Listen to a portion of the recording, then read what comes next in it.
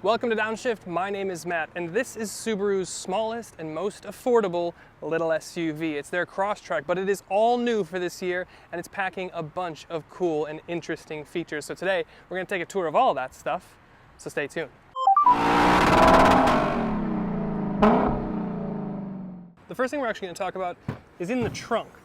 And it's this little detail that you get here. Subaru is the outdoor brand or the adventure brand, and they remind you of it everywhere. You've got these mountains cut into the bumper guard and the plastic here. Not only that, you've got a little Crosstrek here as a little detail, but it doesn't end there. There's more mountains on your door sill here, on your rear seats. Is it on the front seats? No, it's not. But where it is in the cup holder. But not just any part of the cup holder. It's a removable rubber riser thing. So if you spill coffee or soda on it, you can take it out, wash it down, and so it's not all sticky in there, which is a great idea. But it's also still got a little mountain detail. That's kind of cool. But then since we're kind of talking about the plastic, we have to talk about the fact that this thing is covered in scratchy black plastic. This is obviously not for like durability. This is just for aesthetic here. But look at this.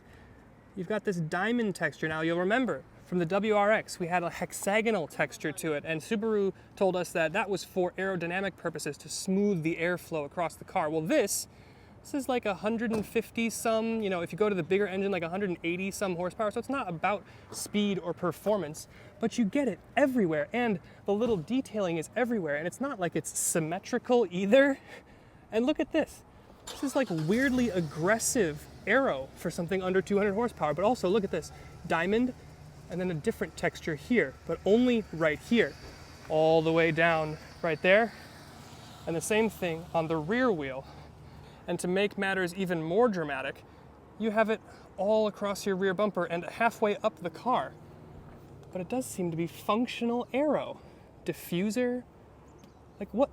How fast does Subaru expect you to go on these trails? But we might as well get all the cladding talk out of the way. You see the diamond texture here.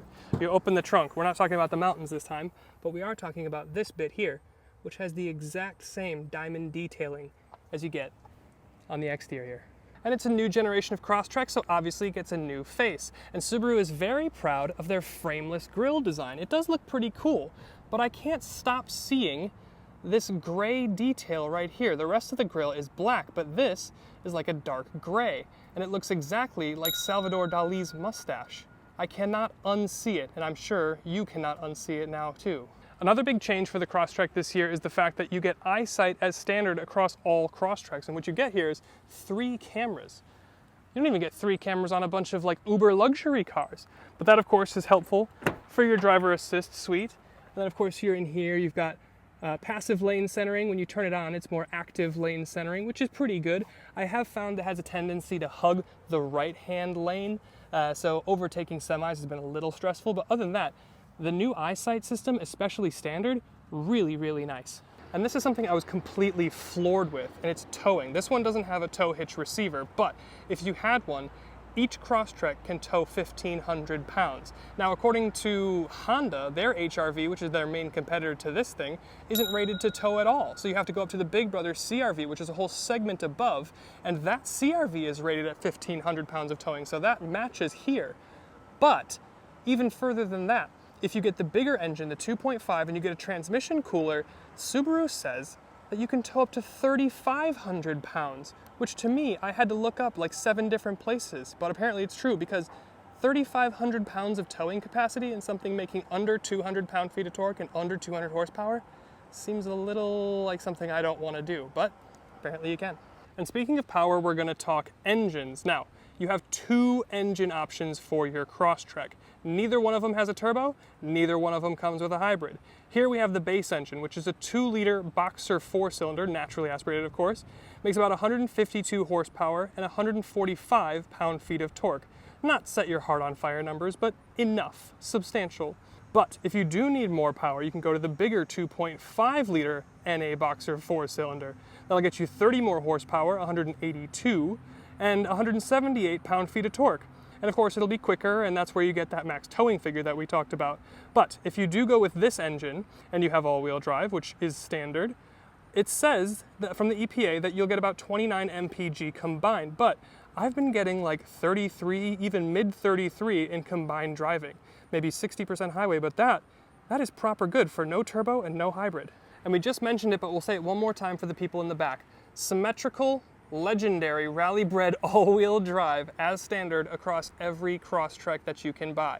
You also get active torque vectoring, and this thing has felt really sure-footed in dry and wet conditions this week, and the torque vectoring helps this thing rotate better than it has any business doing. This is nice, especially for Wisconsin, and when it's cold and snowy winters, and at this price point, this is a good little package. But then at the top of the car, you see you have these roof rails. They're painted black, it's a nice matte finish, and they look pretty cool. And of course you have to have this because you and your dog or your girlfriend are gonna wanna go glamping. They need a rooftop tent to glamp, but you need to make sure you know how much weight this thing can support. 175 pounds of dynamic load. That means if you have your tent up there and your pillows and your blankets and stuff, when you're driving around, it can weigh 175 pounds. And then static weight, so with you and your dog and your girlfriend or whatever, 675 pounds. So not bad, a lot of muscle, especially considering the towing number is high, the dynamic load is high, static load is high. This thing is a proper little ute. But then we're gonna touch on steering. Now, Subaru is very quick to point out that this is the same dual pinion steering system that you get in the WRX. It actually does feel pretty good. There's a good front end bite on this thing. The suspension does let it down a little bit in mid-corner, but that's not really the point. This is ultimately a small compact SUV, so you're not gonna be doing that aggressive of driving, probably. But the thing that I'm talking about here is, look at this. That's like soft touch plastic that you would normally find like right here, but that's harder touch, scratchier stuff. So this is what you interact with most all the time, forever, when you drive the car. And they made it this like horrible, cheap and chintzy material. I mean, come on, Subaru. You've kind of shot yourself in the foot a little bit with this one. At least put the cheap material in places that I don't touch. And then I want to talk about the cluster. Now, you get a 4-point-something inch TFT screen, which, okay, it's 2023, I might expect like half of it to be digital or something like that. But for the segment, it gets a pass. I'm sure it's fine. You do get a little bit of customizability. You go here, and then you can toggle between your fuel economy and then trip data and maybe music, tire pressure, some other stuff. But my favorite thing about it is obviously this is your graphic of your Crosstrek, and you've got lane lines, which is kind of indicating what the car is seeing from a safety perspective. But watch, I'm gonna put my foot on the brake, and the brakes on the car light up, which is kind of cool. So of course, it does stuff, but let's see. It falls short of the turn signal though, but just kind of cool, fun little detail. But speaking of turn signal, this has been the bane of my existence this week. Push it down, normal turn signal, makes kind of a cheap and chintzy blinker sound, but that in itself isn't that bad. But if I do the soft press, I don't get 3 little blinks like to change lane, which is just kind of annoying. Maybe it's buried somewhere in a settings menu, but it's just kind of, I expect it, to be honest. But then let's talk about the interior trimming. Now, no one is expecting Subaru to get awards for like interior quality or build materials, but you've got carbon fiber here. Or at least they want you to think you do. It's very obviously plastic. It does have texture to it, so it's not that bad, but you touch it and it's pretty obvious that it isn't real carbon fiber. But that's kind of how it was in the WRX too, so I guess it's fine. And then there's a transmission, which of course is CVT. Not going to surprise anyone, but what does kind of surprise me is this shifter looks like what you would get from like a Lexus in like 2002. It's just kind of, I guess, fine. The shifter is also like almost the same texture as the steering wheel. It's just like a little bit more rubbery. But I guess I'm getting aside from the point. You do have paddle shifters here for CVT. It does do a fairly good job at like simulating shifts, but I don't really feel like this is necessary. The only time that I would conceivably use this is if I'm, going down a mountain and I need to use some like engine braking if I'm worried about the brakes getting too hot. But CVT itself is fine. And again, no awards for interior materials, but you do have cloth here. It's fine. It's got its own little kind of detailing with like a green interior weave or something. I don't know. It's fine. The seats themselves are comfortable. You've got 2 levels of heating, and they heat up really, really quick because they are cloth. So to me, it's fine. But you do, and you can, get pleather in a more upscale model. But the reason that I talk about this is this model is called the Premium, which is every other manufacturer speak for like the top trim or just about. So cloth on a premium. To be fair, Subaru does call their entry trims premium for some reason. And I thought this was interesting. You've got a silver or gray wing mirror, which in itself isn't that strange. We're used to seeing like sporty models come with a contrasting wing mirror and window treatments and that sort of thing, but it is interesting because it's gray. And then this is like supposed to be black. It'll lighten up in the sun over time, but this is gray. And the only other place that I could find gray on the car was the Dali mustache. And then one of my favorite things about the car is the trunk. It is fine. It's fairly competitive in terms of size. The HR-V is a little bit bigger. I do feel like the Corolla Cross was also a little bit bigger, but it's probably similar size to like a CX-30. It's fine. You can still fit stuff in here. It's not a problem. But the thing that I'm talking about, and we talked about the mountains here, you've got this riverbed, which is so interesting to me. Like, they've taken the time to design it into a riverbed with some stones and some grass, but you also have cup holders? Question mark? I mean, I guess these are maybe for like tailgating or something, but like, it's just kind of like a weird detail.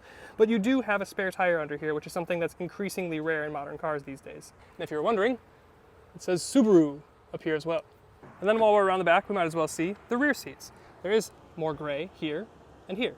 This is like weirdly padded and pleather, which is weirdly nice and something that I guess you kind of get up front. But back seats, they're okay sized. Again, smaller than an HR-V, but reasonable sized. I'm 6'1", got about 2 inches of legroom here. This is funny to me. You don't have air vents, fine, I can get over it, but you do have USB-C and USB-A.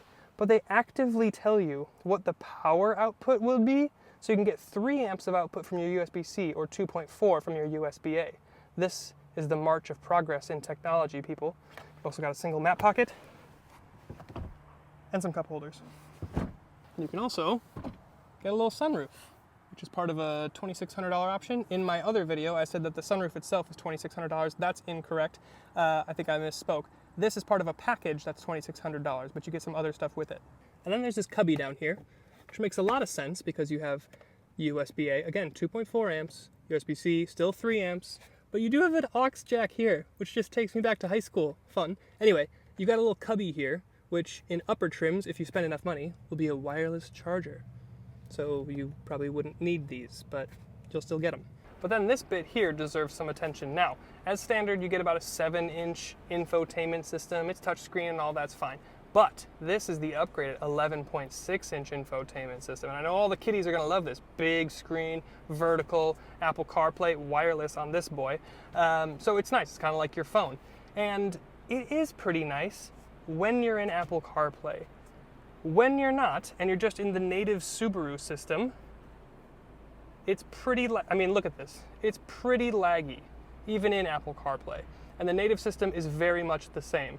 Like if I turn the car on and then I want to make it cooler, it's going to take literally, and I'm not exaggerating, a couple seconds for the car to register that I just hit it cooler. So oftentimes I've gotten in here, tried to make it colder, and then kept hitting this because it wasn't responding. I think it wasn't getting the input. And then all of a sudden I'm down like 10 degrees. So it is very slow for something in 2023. But it is nice that you do get wireless Apple CarPlay, and you can get Apple CarPlay and Android Auto with a wired system as standard across the board anyway. So this is still okay, but very slow. And then this doesn't really have anything to do with anything, but you have this little cubby here. And I thought, okay, cool. In most German cars, you get this little cubby and it's just a little place to maybe put your phone or something. Nice. Pop it open, and then it just fell off, which is great. It's your fuse box though. I don't know why we need such easy access to the fuse box. And I kind of wish this wouldn't fall off. This and the steering wheel texture makes it feel cheap. And last, of course, as it always is price. Now, all Crosstreks start at about $26,000. Now, as tested with the $2,600 Sunroof Plus package, which again gets you more than just the sunroof, I know, and with the $1,200 donation fee, as tested price is about $29,700. So just under 30 grand. And to be honest, I feel like you're getting a good amount of car for that money. You get crazy towing, you get good fuel economy, and I mean, it's pretty practical. It's got off-road capability kind of baked in. The interior is pretty comfy. It's not the nicest place to be, but it is pretty good. And especially under 30 grand, you are getting a lot of car for your money here. So if you're looking for a lot of car for a little money, this might be it. So those are the 24 most interesting things about the little Subaru Crosstrek. It's a fun and funky little SUV. What's not to like? Now make sure that you've checked out our pros and cons full and in-depth review on this thing to get our full thoughts, and make sure you check out our Crosstrek versus Honda HR-V video on the channel. We'll see you in those.